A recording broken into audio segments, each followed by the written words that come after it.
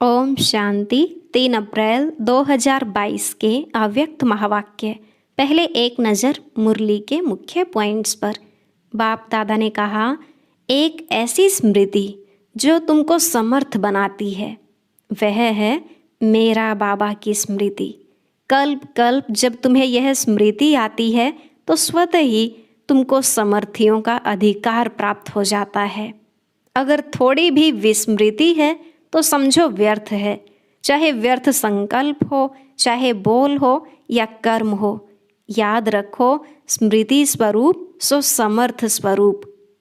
जहाँ दिल का स्नेह है और संबंध भी अति प्यारा व अति न्यारा है तो वहाँ याद भूलना मुश्किल है। लेकिन अगर नॉलेज के आधार पर संबंध है तो फिर कभी सहज और कभी मुश्किल का अनुभव होगा। बाबा ने कहा, जैसे शरीर के नस नस में ब्लड समाया हुआ है, ऐसे हर पल आत्मा में परमात्मा बाप की याद समाई हुई हो। इसको कहेंगे दिल के स्नेह संपन्न निरंतर याद। फिर बाबा ने कहा, स्मृति स्वरूप तो सभी हैं, संबंध भी सभी ने जोड़ा है, लेकिन अंतर ये है कि बाप दाता बनकर जो सभी को अखुट खजाना देता है उसे लेने में फर्क पड़ जाता है। ऐसा क्यों होता है, इसका भी कारण बाबा ने सुनाया।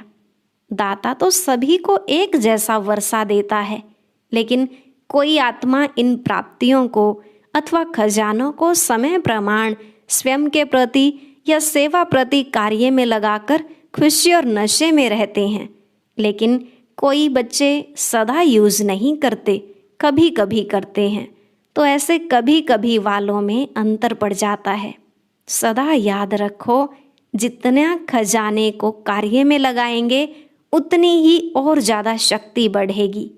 लास्ट में बाबा ने कहा, अब यह चेक करो आप पहले नंबर में हो या दूसरे में, अर्थात खजानों को कार्य में लगाने वाले हो या सिर्फ जमा देख खुश होने वाले हो। अब सुनते हैं महावाक्यों को विस्तार से। मुरली का सार। संगम पर परमात्मा का आत्माओं से विचित्र मिलन। आज अनेक बार मिलने वाले सिकिलधे बच्चे फिर से आकर मिले हैं। बाप भी उसी पहचान से बच्चों को देख रहे हैं और बच्चे भी उसी अनेक बार मिलने वाली स्मृति से मिल रहे हैं। यह आत्मा और परमात्मा बाप का विचित्र मिलन है।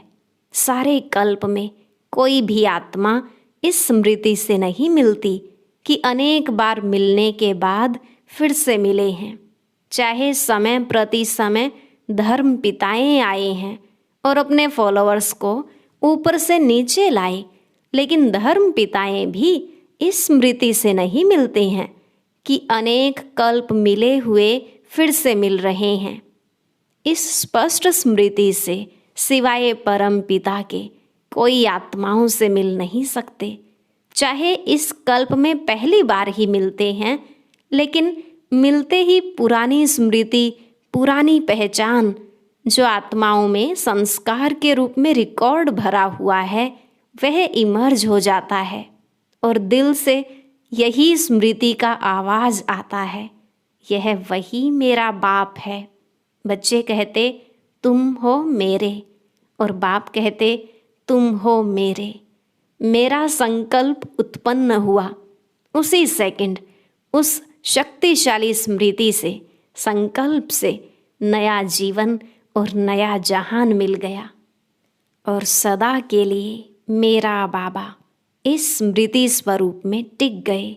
जैसे कि स्मृति स्वरूप बने तो स्मृति के रिटर्न में समर्थी स्वरूप बने। समर्थ स्वरूप बन गए ना, कमजोर स्वरूप तो नहीं होना।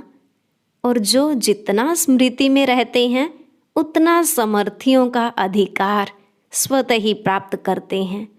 जहाँ स्मृति है वहाँ समर्थी है ही है। थोड़ी भी विस्मृति है तो व्यर्थ है, चाहे व्यर्थ संकल्प हो, चाहे बोल हो, कर्म हो। इसलिए बाप दादा सभी बच्चों को इसी दृष्टि से देखते हैं कि हर एक बच्चा स्मृति स्वरूप सो समर्थ है। आज तक भी अपना सिमरन भक्तों द्वारा सुन रहे हैं, अपने स्मृति में लाया मेरा बाबा, तो भक्त आत्मा भी यही सिमरण करती, मेरा इष्ट देव व देवी। जैसे आपने अति प्यार से दिल से बाप को याद किया, उतना ही भक्त आत्माएं आप इष्ट आत्माओं को दिल से अति प्यार से याद करती हैं। आप ब्राह्मण आत्माओं में भी कोई दिल के स्नेह संबंध से याद करते हैं और दूसरे दिमाग द्वारा नॉलेज के आधार पर संबंध को अनुभव करने का बार बार प्रयत्न करते हैं। जहाँ दिल का स्नेह और संबंध अति प्यारा और अति समीप है, वहाँ याद भूलना मुश्किल है। जहाँ सिर्फ नॉलेज के आधार पर संबंध है लेकिन दिल का अटूट स्नेह नहीं है, वहाँ याद कभी सहज कभी मुश्किल होती। जैसे शरीर के अंदर नस नस में ब्लड समाया हुआ है, ऐसे आत्मा में निष्पल अर्थात हर पल याद समाई हुई है। इसको कहते हैं दिल के स्नेह संपन्न निरंतर याद। जैसे भक्त आत्माएं बाप के लिए कहती हैं, जहाँ देखते हैं तू ही तू है, ऐसे बाप के स्नेही समान आत्माओं को जो भी देखे वह अनुभव करे कि इन्हों की दृष्टि में, बोल में, कर्म में परमात्मा बाप ही अनुभव होता है। इसको कहते हैं स्नेही सो समान बाप। तो स्मृति स्वरूप तो सभी हो, संबंध भी सभी का है, अधिकार भी सभी का है, क्योंकि सभी का फुल अधिकार का संबंध बाप और बच्चे का है। सभी कहते हैं मेरा बाबा, मेरा चाचा, मेरा काका कोई नहीं कहते। अधिकार का संबंध होने के कारण सर्व प्राप्तियों के वर्षे के अधिकारी हो, चाहे 50 वर्ष वाले हैं चाहे 6 मास वाले हैं। मेरा कहने से अधिकारी तो बन ही गए, लेकिन अंतर क्या होता है? बाप अधिकार तो सभी को एक जैसा देता है, क्योंकि अखुट वर्षा देने वाला दाता है। 2.5 लाख तो क्या, लेकिन सर्व आत्माएं भी अधिकारी बने, उनसे भी अथाह खजाना बाप के पास है, तो कम क्यों दे? तो दाता सभी को देता एक जैसा है, लेकिन लेवता में फर्क है। कोई प्राप्तियों के वर्षे को व खजाने को समय प्रमाण स्वयं प्रति व सेवा प्रति कार्य में लगाकर उसका लाभ अनुभव करते हैं, इसलिए बाप का खजाना अपना खजाना बना देते हैं, अर्थात अपने में समा देते हैं। इसलिए हर एक खजाने को यूज करने के अनुभव से खुशी और नशे में रहते हैं। शुद्ध नशा, उल्टा नहीं। और दूसरा खजाना मिला है, इस खुशी में रहते हैं, मेरा है, लेकिन सिर्फ मेरा है और उसको कार्य में नहीं लगाते हैं। कोई भी अमूल्य वस्तु को सिर्फ अपने पास स्टॉक में जमा कर लिया, लेकिन सिर्फ जमा करने और यूज करने की अनुभूति में अंतर है। जितना कार्य में लगाते हैं उतनी शक्ति और बढ़ती है। वह सदा नहीं करते, कभी कभी करते हैं। इसलिए सदा वालों में और कभी कभी वालों में अंतर पड़ जाता है। कार्य में लगाने की विधि यूज नहीं करते, तो दाता अंतर नहीं करता, लेकिन लेवता में अंतर हो जाता है। आप सभी कौन हो? कार्य में लगाने वाले या सिर्फ जमा देख खुश होने वाले? पहला नंबर वाले हो या दूसरा नंबर हो? बाप दादा को तो खुशी है कि सभी नंबर 1 हैं, या इस समय नंबर 1 हो? बाप दादा सदैव कहते हैं सदा बच्चों के मुख में गुलाब जामुन हो, जो कहा वह किया, अर्थात सदा गुलाब जामुन मुख में है।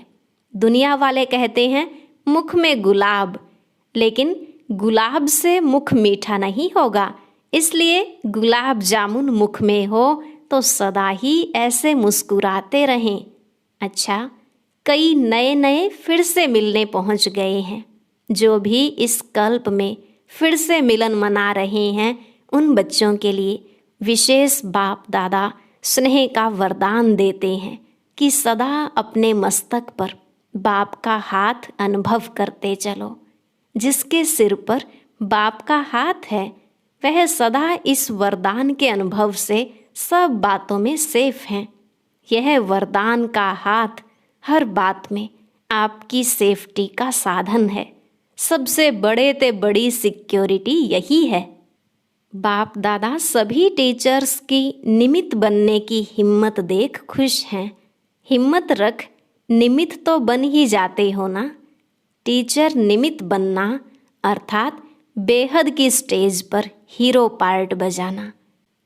जैसे हद की स्टेज पर हीरो पार्टधारी आत्मा की तरफ सबका विशेष अटेंशन होता है, ऐसे जिन आत्माओं के निमित्त बनते हो विशेष वह और जनरल सर्व आत्माएं आप निमित्त बनी टीचर्स को उसी दृष्टि से देखते हैं। सभी का विशेष अटेंशन होता है ना, तो टीचर्स को अपने में भी विशेष अटेंशन रखना पड़े, क्योंकि सेवा में हीरो पार्टधारी बनना अर्थात हीरो बनना। दुआएं भी टीचर्स को ज़्यादा मिलती हैं। जितनी दुआएं मिलती हैं उतना अपने ऊपर ध्यान देना आवश्यक है। यह भी ड्रामानुसार विशेष भाग्य है, तो सदा इस प्राप्त हुए भाग्य को बढ़ाते चलो। 100 से 1000, 1000 से लाख, लाख से करोड़, करोड़ से पदम, पदम से भी पद्मा पदम। सदा इस भाग्य को बढ़ाते चलना है। इसको कहते हैं योग्य आदर्श टीचर। बाप दादा निमित्त बने हुए बच्चों का सिमरण जरूर करते हैं और सदा अमृत वेले वाह बच्चे वाह यह दुआएं देते हैं। सुना सेवाधारियों ने, टीचर्स माना नंबर 1 सेवाधारी। अच्छा, चारों ओर के अनेक कल्प न्यारा और प्यारा मिलन मनाने वाले, सदा प्राप्त हुए वर्षे के खजाने को हर समय प्रमाण कार्य में लगाने वाले, सदा दिल से अति स्नेही और बाप समान बन स्वयं द्वारा बाप का अनुभव कराने वाले, सदा स्मृति स्वरूप सो भक्तों द्वारा समर्थ स्वरूप बनने वाले, सदा अपने प्राप्त भाग्य को बांटने वाले अर्थात बढ़ाने वाले, ऐसे मास्टर दाता समर्थ बच्चों को बाप दादा का याद प्यार और नमस्ते। रूहानी बच्चों की रूहानी बाप दादा को नमस्ते नमस्ते, गुड मॉर्निंग, शुक्रिया बाबा शुक्रिया। अब है डबल विदेशी भाई बहनों से ग्रुप वाइज मुलाकात। बाप दादा ने कहा, सभी अपने को बहुत बहुत भाग्यवान समझते हो, क्योंकि कभी स्वप्न में भी संकल्प नहीं होगा कि ऐसी श्रेष्ठ आत्माएं बनेंगे, लेकिन अभी साकार में बन गए। देखो कहाँ कहाँ से बाप दादा ने रत्नों को चुनकर रत्नों की माला बनाई है। ब्राह्मण परिवार की माला में पिरो गए। कभी माला से बाहर तो नहीं निकलते हो। कोई भी माला की विशेषता और सुंदरता क्या होती है? दाना दाने के साथ मिला हुआ होता है। अगर बीच में धागा दिखाई दे, दाना दाने के साथ नहीं लगा हुआ हो तो सुंदर नहीं लगेगा। तो आप ब्राह्मण परिवार की माला में हो, अर्थात सर्व ब्राह्मण आत्माओं के समीप हो गए हो।